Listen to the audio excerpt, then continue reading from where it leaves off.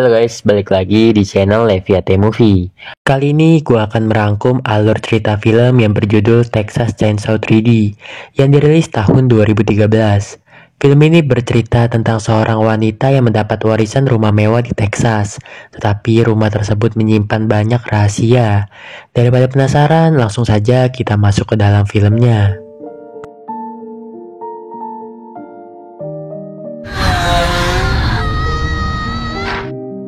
Cerita dimulai dengan seorang polisi yang mendatangi sebuah rumah milik keluarga Sawyer. Polisi ini mendapat laporan bahwa salah satu anggota keluarga Sawyer bernama Jet sudah menghabisi nyawa sekelompok pemuda. Namun keluarganya selalu melindungi Jet dan tak peduli apapun masalahnya. Lalu tiba-tiba datanglah para warga Texas yang resah akan kelakuan keluarga Sawyer selama ini. Mereka pun menghabisi semua keluarga Sawyer. Malam hari rumah keluarga Sawyer sudah rata terbakar.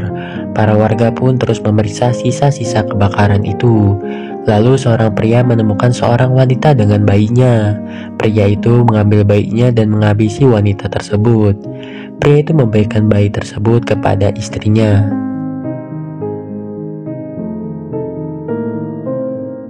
"20 tahun berlalu, diperlihatkan seorang wanita bernama Heather. Ia bekerja di supermarket bagian pemotong daging. Lalu temannya datang bernama Nikki. Ia bekerja di bagian kasir. Singkat cerita, Heather mendatangi rumah pacarnya bernama Ryan. Tak lama kemudian datanglah surat milik Heather. Surat itu berisi sebuah warisan dari nenek Heather yang baru meninggal beberapa hari yang lalu. Heather pun bingung karena ia tidak pernah tahu tentang neneknya. Heather pun bertanya ke orang tuanya, dan ia terkejut ternyata Heather adalah anak pungut. Heather adalah bayi yang dipungut di awal film. Lalu Heather bergegas pergi ke kota Texas. Di rumah pacarnya, Heather bercerita akan hal itu dan bersiap pergi bersama Ryan. Tiba-tiba Nikki dan pacar barunya datang. Heather pun mengajak mereka untuk menemani Heather ke Texas. Mereka berempat pun OTW. Di tengah perjalanan, mereka berhenti untuk membeli makanan. Tanpa sengaja, ia menabrak seorang pria. Pria itu akan memaafkannya jika ia diberi tumpangan. Ryan pun mengajaknya masuk ke mobil. Pria itu memperkenalkan dirinya bernama Daryl. Di pagi hari, mereka pun sampai di alamat surat wasiat itu. Sesampainya di gerbang rumah, datanglah seorang notaris. Notaris itu mengatakan kalau neneknya Heather adalah orang yang sangat baik.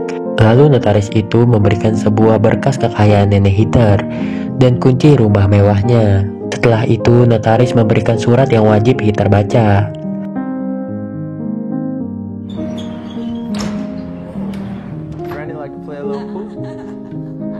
Mereka pun terkejut dengan rumah mewah itu.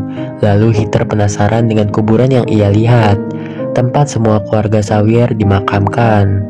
Selang beberapa saat, Nikki mengajak Heather berbelanja karena mereka akan menginap beberapa hari. Dan Daryl disuruh menjaga rumah itu. Setelah mereka pergi, Daryl ternyata seorang pencuri. Ia mengambil semua barang berharga di rumah tersebut. Daryl menemukan pintu rahasia. Ia yakin di ruangan ini pasti ada harta karun. Saat pintu dibuka, Daryl kecewa karena tak ada barang berharga. Hanya ada sisa makanan tulang belulang. Lalu ia juga mengecek pintu baja di depannya. Namun tiba-tiba ada seseorang yang memukulnya.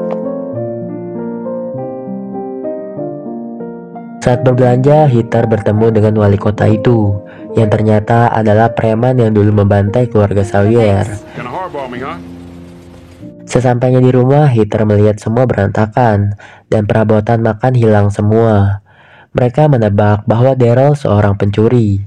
Heather mencoba pasrah karena yang Daryl curi hanyalah perabotan makan saja. Malam hari mereka pun berpesta.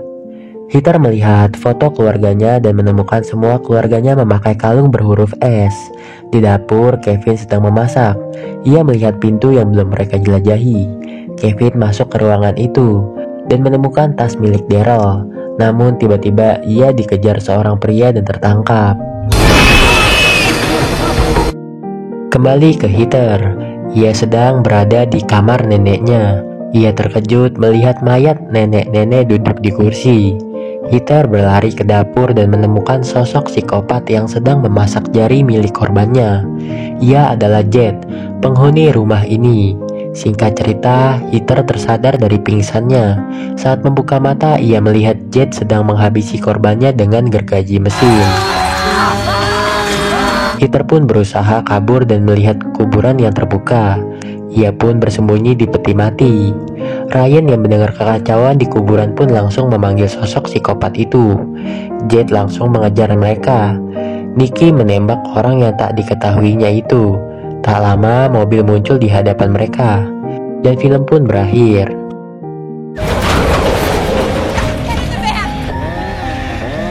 Jangan lupa untuk menonton part 2-nya guys. Terima kasih sudah menonton. Jangan lupa like, comment, dan subscribe. Bye-bye.